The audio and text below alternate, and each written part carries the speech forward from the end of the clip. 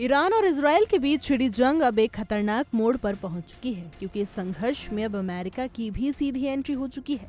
भारतीय समय अनुसार रविवार सुबह अमेरिका ने ईरान के 3 बेहद संवेदनशील परमाणु ठिकानों फोर्डो, नतांज और इस्फहान को हवाई हमलों में निशाना बनाया। ये वो साइट्स हैं जिन्हें ईरान के परमाणु कार्यक्रम की रीढ़ माना जाता है। इस कार्रवाई को अमेरिका के B-2 बॉम्बर्स ने अंजाम दिया, जो अब तक के सबसे उन्नत और खतरनाक बम वर्षक माने जाते हैं।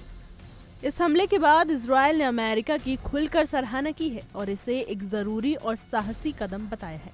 इजराइल का मानना है कि ईरान का परमाणु कार्यक्रम सिर्फ इजराइल के लिए नहीं, बल्कि पूरे क्षेत्र के लिए एक गंभीर खतरा है। लेकिन इसी बीच संयुक्त राष्ट्र ने इस पूरे घटनाक्रम पर गहरी चिंता जताई है। संयुक्त राष्ट्र महासचिव एंटोनियो गुटेरस ने अमेरिका की सैन्य कार्रवाई को एक खतरनाक उकसावे की संज्ञा दी है और इसे अंतर्राष्ट्रीय शांति और सुरक्षा के लिए सीधा खतरा बताया है। गुटेरस ने अपने बयान में साफ शब्दों में कहा है कि ये पूरा क्षेत्र पहले से ही तनाव की कगार पर है और अब अमेरिका की ये कार्रवाई इस संघर्ष को और भी काबू से बाहर बना सकती है। उन्होंने चेतावनी दी है कि अगर समय रहते इस हालात को नहीं संभाला गया तो इसका असर सिर्फ पश्चिमी एशिया ही नहीं बल्कि पूरी दुनिया पर विनाशकारी हो सकता है। UN प्रमुख ने अंतर्राष्ट्रीय समुदाय से अपील की है कि सभी देश संयम बरतें, तनाव कम करने की दिशा में कदम उठाएं और संयुक्त राष्ट्र चार्टर व अंतर्राष्ट्रीय कानूनों के अनुसार अपनी जिम्मेदारियों को निभाएं।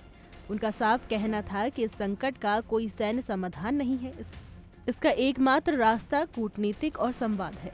दूसरी तरफ अमेरिका के राष्ट्रपति डोनाल्ड ट्रंप ने राष्ट्र को संबोधित करते हुए शांति की अपील जरूर की, लेकिन साथ ही ईरान को कड़ी चेतावनी भी दी है। ट्रंप ने साफ कहा है कि ईरान के कई टारगेट्स अब भी अमेरिका के निशाने पर हैं। उन्होंने कहा कि अगर अब भी ईरान शांति की तरफ नहीं बढ़ता है तो भविष्य में और भी ज्यादा भीषण हमले किए जाएंगे। ट्रंप ने 2 टूक शब्दों में कहा, या तो ईरान में शांति आएगी या फिर विनाश। इन बयानों और कार्रवाइयों से साफ है कि हालात अब बेहद नाजुक और खतरनाक हो चुके हैं। ईरान और इजराइल का ये टकराव अब सिर्फ 2 देशों तक सीमित नहीं रहा, बल्कि इसमें महाशक्तियों की एंट्री से पूरा विश्व खतरे की जद में आ चुका है।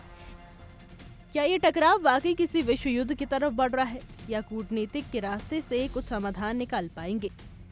अगले कुछ दिन इस पूरे घटनाक्रम के लिए बेहद अहम साबित होंगे। दुनिया की नजर अब अमेरिका, ईरान, इजराइल और संयुक्त राष्ट्र की अगली चाल पर टिकी हुई है। हमारी आज की रिपोर्ट में बस इतना ही। कैसा लगा आपको हमारा ये वीडियो, कमेंट करके जरूर बताइएगा।